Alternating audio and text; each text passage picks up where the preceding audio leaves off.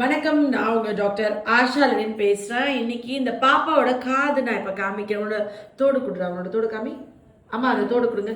இந்த காதுல வந்து இப்ப இந்த மாதிரி புண்ணா இருக்கிறத பாக்குறீங்கல்ல. ஆனா இது இப்ப எவ்வளவு நாளா இருக்கிறா தம்பி இந்த புண்ணு? ஒரு 6 months. 6 months இருக்கு. இப்ப இந்த பாப்பாவோட தோடு இப்ப கலட்டி இருக்கேன் வீடியோ எடுக்கிறதுக்காண்டி. இது வந்துட்டு என்னன்னா சின்ன வயசு. இப்ப என்ன வயசு ஆகுது உனக்கு? 29 years ஆகுது. இப்போ இந்த பாப்பாக்கு வந்துட்டு இந்த காதுல இத்தனை வருஷம் ஒத்துக்கிட்டதோட 6 மாசமா ஒத்துக்கவே இல்லை. உள்ள இருந்து தண்ணி மாதிரி பிசு பிசுன்னு வருது. வலி அரிப்பு இருக்கடா? வலி அரிப்பெல்லாம் இருக்கு. ஹோமியோபதியில இதுக்கு மருந்து இருக்கா அப்படின்னு கேட்டா நீ ஏஞ்சுக்கூட நீங்க உட்காருங்க. அந்த இங்க உட்காருங்க. ஹோமியோபதியில இதுக்கு மருந்து இருக்கான்னு கேட்டா இதுக்கு மெடிசன் இருக்கு. அது வந்து ஒரு பக்கத்துல இருக்கிற குவாலிஃபைட் டாக்டர்கிட்ட போயிட்டு ஹோமியோபதியில ஸ்டானமெட் அப்படின்னு ஒரு மருந்து இருக்கு. செல்ஃப் மெடிகேட் தயவு செஞ்சு பண்ணாதீங்க.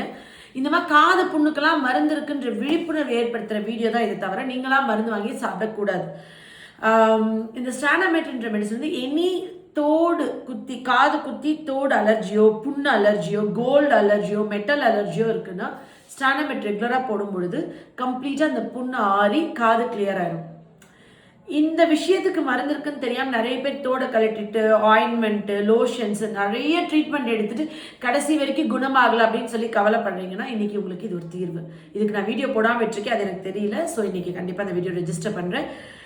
காது குத்தி புண்ணு வந்தாலும், காது குத்தி ரொம்ப வருஷம் கழிச்சு திடீர்னு தோடு ஒத்துக்காம அலர்ஜி ஆனாலும் இந்த ஸ்டானமெட்டை குவாலிஃபைட் டாக்டர்கிட்ட வாங்கி நீங்கள் சாப்பிட்டு குணமாக்கணும்.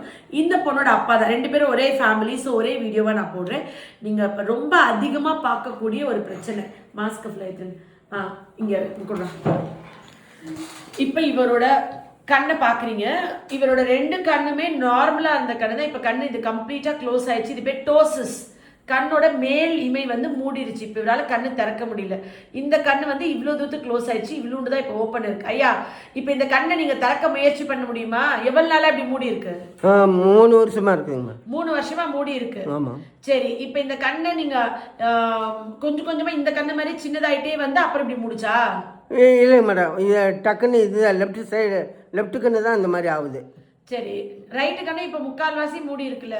ஆமாம், கொஞ்சம் மூடிடுற மாதிரி தெரியுது. சரி, இப்போ இந்த லெஃப்ட் கண்ணை நீங்கள் திறக்க பார்வையெல்லாம் இருக்கு இல்லையா? பார்வை நல்லா லென்ஸ் வச்சிருக்கிறேன் கண்ணுக்கு. சரிங்க, கண் ஆப்ரேஷன் பண்ணீங்களா? ஆமாங்க மேடம். சரி, இப்போ இந்த கண்ணை நீங்கள் திறக்க முயற்சி பண்ண திறக்க முடியுதா? தானே ரொம்ப லேட் ஆகுது, தான் திறந்துக்குச்சு. ஓ, ரொம்ப நேரம் முயற்சி பண்ணிட்டே இருந்தா டக்குன்னு திறக்குது, அப்புறம் தானே மூடிக்குது. இப்போ கை வைக்காம கை வச்சு இமையை திறந்து காமிங்க. சரி, இப்போ ஓகே. ஒரு செகண்ட் தான் நிற்கும். திரும்ப கண்ணை மூடி இப்படி திறக்கும்போது மூடிக்குது. இப்போ திறக்க முடியல. ஓகே, திருப்பி இப்போ நீங்களே கை வச்சு திறக்காம நீங்களே அந்த கண்ணிமையை திறக்க முயற்சி பண்ணுங்க. ஓகே, ஆனா இப்போ இந்த மாதிரி திறந்து உங்களுக்கு பார்வை இப்போ, ஆனா இந்த கண்ணில் பார்வை நல்லா இருக்கு. பார்வை நல்லா இருக்குது. சரிங்க. 2 வீலரே ஓட்ட முடியல ஒரு கண்ணு வச்சுக்கிட்டு. நீங்க ஓட்டக்கூடாது, உங்களுக்கும் ஆபத்து, எதிர்த்தாப்புல வர்றவங்களுக்கும் அது ஆபத்தாயிருது. சரி, இப்போ நீங்க இந்த கண்ணை முயற்சி பண்ணி இப்போ தரங்க. இவ்வளவு, அவ்வளவுதான். திறக்குது, இவ்வளவுதான். ஆமா, அவ்வளவுதான். திரும்பி முடிக்குது.